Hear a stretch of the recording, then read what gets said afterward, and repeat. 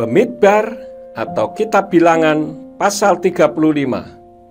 Yahwe berfirman kepada Mose di dataran Moab di tepi Yordan Yeriko.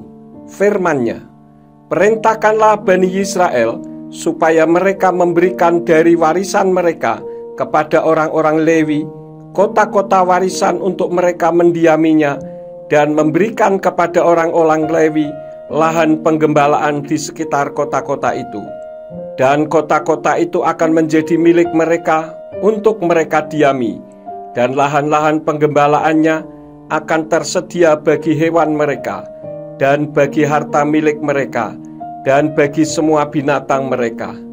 Dan lahan penggembalaan kota-kota itu yang kamu berikan kepada orang-orang Lewi itu ialah dari tembok kota dan keluar 1.000 hasta sekelilingnya. Dan haruslah kamu mengukur di luar kota itu di sisi timur 2.000 hasta, dan untuk sisi selatan 2.000 hasta, dan untuk sisi barat 2.000 hasta, dan untuk sisi utara 2.000 hasta, dan kota itu di tengah-tengah. Ini menjadi lahan-lahan penggembalaan kota-kota itu bagi mereka. Dan kota-kota yang harus kamu berikan kepada orang-orang Lewi, 6 kota perlindungan yang harus kamu berikan supaya pembunuh dapat melarikan diri ke sana. Dan di samping itu haruslah kamu memberikan 42 kota. Semua kota yang harus kamu berikan kepada orang-orang Lewi ada 48 kotanya dan dengan lahan penggembalaannya. Dan kota-kota yang harus kamu berikan dari milik Bani Israel, dari yang banyak haruslah kamu beri banyak, dan dari yang sedikit haruslah kamu beri sedikit. Setiap suku sesuai dengan warisan yang diwarisinya. Dia harus memberikan dari kota-kotanya kepada orang-orang Lewi. Dan berfirmanlah Yahwe kepada Mose dengan mengatakan, berbicaralah kepada Bani Israel, dan engkau harus berkata kepada mereka, ketika kamu menyeberangi Yordan ke tanah Kanaan, maka haruslah kamu memilih bagimu kota-kota. Itulah kota-kota perlindungan bagimu, supaya pembunuh yang membunuh seseorang dengan tidak sengaja dapat melarikan diri ke sana. Dan kota-kota itu akan menjadi tempat perlindungan bagimu dari penuntut balas, agar si pembunuh itu jangan mati sampai dia berdiri di hadapan jemaat untuk pengadilan. Dan dari kota-kota yang kamu berikan, haruslah ada 6 kota perlindungan bagimu. 3 kota engkau harus memberikannya di seberang Yordan, dan 3 kota engkau harus memberikannya di tanah Kanaan. Itulah yang akan menjadi kota-kota perlindungan. Ke-6 kota ini harus menjadi tempat perlindungan bagi Bani Israel, bagi orang asing dan pengembara yang ada di tengah-tengah mereka, agar setiap orang yang membunuh seseorang dengan tidak sengaja dapat melarikan diri ke sana. Tetapi jika dengan alat dari besi dia memukul seseorang dan orang itu mati, dia adalah seorang pembunuh. Pastilah pembunuh itu dihukum mati. Dan jika dengan sebuah batu di tangan, yang dengan itu seseorang mati, dia telah membunuhnya dan orang itu mati, dia seorang pembunuh. Pastilah pembunuh itu dihukum mati.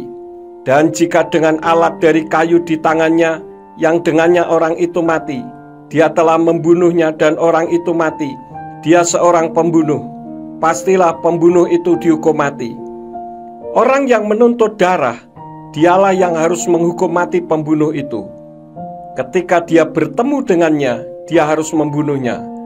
Dan jika dalam kebencian dia mendorong orang itu, atau melemparinya dalam penyergapan dan orang itu mati, atau jika dalam permusuhan dia memukul orang itu dengan tangannya dan orang itu mati, pastilah mati orang yang memukulnya itu. Seorang pembunuhlah dia. Orang yang menuntut darah haruslah membunuh pembunuh itu ketika dia bertemu dengannya.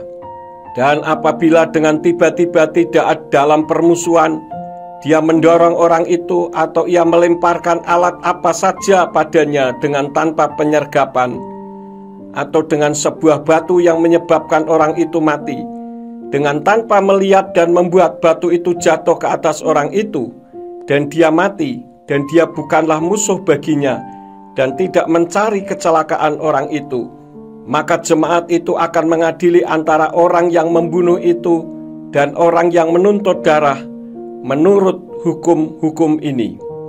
Dan jemaat itu haruslah melepaskan pembunuh itu dari tangan orang yang menuntut darah, dan jemaat itu harus membawanya kembali ke kota perlindungan, ke tempat ia telah melarikan diri ke sana, dan dia harus tinggal di dalamnya sampai imam besar yang telah diurapi dengan minyak kudus itu mati.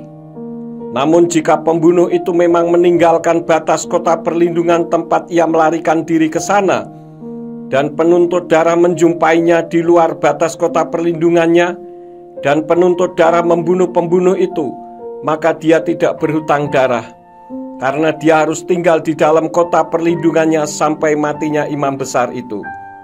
Dan setelah kematian imam besar itu, pembunuh itu boleh kembali ke tanah kepunyaannya. Dan hal-hal inilah yang harus menjadi ketetapan hukum bagimu turun-temurun di seluruh tempat tinggalmu. Siapa saja yang membunuh seseorang, menurut mulut para saksi, pembunuhnya harus dihukum mati. Tetapi satu orang saksi tidak boleh menyatakan pada seseorang untuk dihukum mati. Dan janganlah kamu menanggung harga penebusan bagi jiwa seorang pembunuh yang adalah penjahat untuk dihukum mati, karena dia pasti dihukum mati.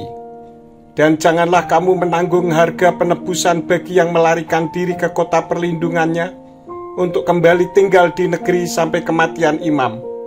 Janganlah engkau mencemarkan tanah tempat kamu ada di dalamnya, karena darah itulah yang mencemarkan tanah itu. Dan bagi tanah itu tidak ada penebusan untuk darah yang telah tercurah di atasnya, selain dengan darah orang yang telah mencurahkannya.